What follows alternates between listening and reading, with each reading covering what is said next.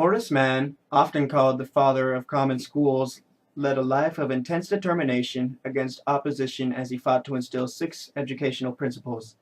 1. The public should no longer remain ignorant.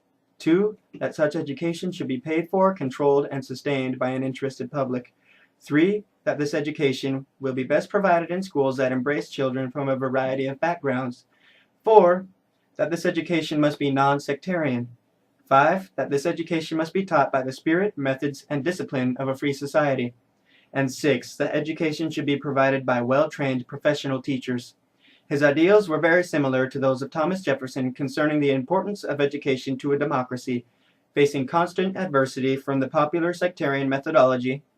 Mann revolutionized education and is among the foremost of American educationalists.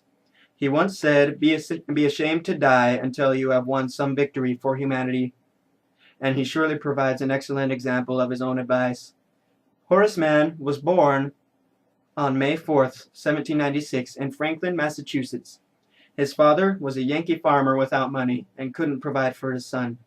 Thus, Horace's frugal upbringing taught him habits of self-reliance and independence, which would come in handy in the years to come. From 10 years of age to 20, he had never more than 6 weeks schooling during any year, but he made frequent use of the town library. At the age of 20, he enrolled at Brown University and graduated after 3 years as valedictorian of his class in 1819. He then studied law for a short time at Wrentham, Massachusetts. He also studied from 1821 to 1823 at Litchfield Law School, and in 1823 was admitted to the law bar in Norfolk, Massachusetts. Mann was elected to the legislature in 1827. He continued in the legislature as representative from Dedham, Massachusetts, until his removal to Boston in 1833. He was elected to the Massachusetts State Senate from Boston in 1833 and was its president from 1836 to 1837. In 1837, he was appointed secretary of the newly created Board of Education of Massachusetts, the first such position in the United States. Previously, he had shown no special interest in education. However, upon entering on his duties, he withdrew from all other professional or business engagements and from politics. He became the biggest national spokesperson for that position. He held this position and worked with remarkable intensity, holding teachers' conventions, delivering lectures, and introducing numerous reforms. Mann traveled to every school in the state so that he could physically examine each school ground. He created the Massachusetts Normal School System, which is a school for training teachers, in Lexington and in Bridgewater. By his advocacy of the disuse of corporal punishment in the school discipline, he was involved with a bit of controversy with some of the Boston teachers that resulted in the adoption of his views. In 1843, at his own expense, he went to Europe to visit schools, especially in Prussia, and published his observations. In 1852, he supported the decision to adopt the Prussian education system in Massachusetts.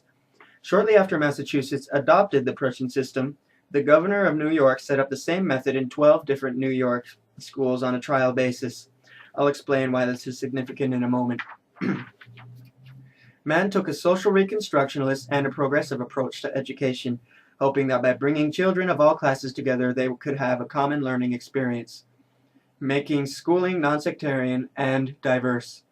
This echoes Thomas Jefferson's ideals on education, as it would also give an opportunity for the less fortunate to advance in social rank, and education would equalize societal conditions. Moreover, it was viewed also as a road to social advancement and as a goal of having common schools. Mann also took a perennialist approach, suggesting that by having schools, it would help those students who didn't have appropriate discipline in the home. Building a person's will was just as important, and still is just as important, as reading, writing, and arithmetic. By instilling values such as obedience to authority, punctuality and attendance, and organizing time, helps students prepare for life. This principle is what makes the Prussian system so important, for that's where it came from. Mann faced some resistance from parents who didn't want to give up the moral education to teachers, but in the end he won out. The practical result of Mann's work was a revolution in the approach used in the common school system of Massachusetts, which in turn influenced the direction of other states. In carrying out his work, Mann met with a bitter opposition by some Boston schoolmasters who strongly disapproved of his innovative pedagogical ideals, and by various religious sectarians who contended against the exclusion of all sectarian instructions from the schools.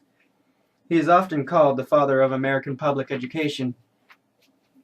In the spring of 1848, he was elected to the United States Congress as a Whig to fill the vacancy caused by the death of John Quincy Adams. While in office, he focused much of his energy to eradicate slavery. In September of 1852, he was chosen president of the newly established Antioch College at Yellow Springs, Ohio. He accepted and continued in that office until his death. There he taught economics, philosophy, and theology. He was popular with the students and with lay audiences across the Midwest who attended his lectures promoting public schools. He collapsed shortly after the graduation ceremony in 1859 and died that summer. Most historians treat Mann as the most important leader of educational reform in his era. What do I think? I think that Horace Mann is a giant. His perseverance was similar to that of Joseph Smith, and his philosophies still live on today in the form of common schools and public involvement. Do I agree with him in regards to discipline? Yes. I believe that people should train their will just as well as their intellect. Mann and Jefferson both saw the school as the training ground for life, and given the opportunity, I think they would have agreed that the quality and availability of that training determines the success of not just the individuals, but the society as well. I agree very thoroughly. I am just as impressed by his views of education as I am with his determination. I think that we can use a little bit more Mann in our lives and personalities. We should all try to make a difference in society. Not only that, but I think we need a little bit more of him in our schools, and I hope to bring that into the school system when I am a part of it. A little combination of progressivism, perennialism, and Reconstructionism seemed to be the greatest strength to Horace Mann. I don't think that Reconstructionism had really been discovered before then, but he still seemed to abide by it. Truly, he paved the way for many teaching theories by his acts. Progressivism would not have been discovered if there was no diversity in the classroom. It provided the basic for the essentialists to go back to, and the perennialists based their views on the principles that he brought to America from the Prussian system. In my opinion, there is no greater giant in the world of education.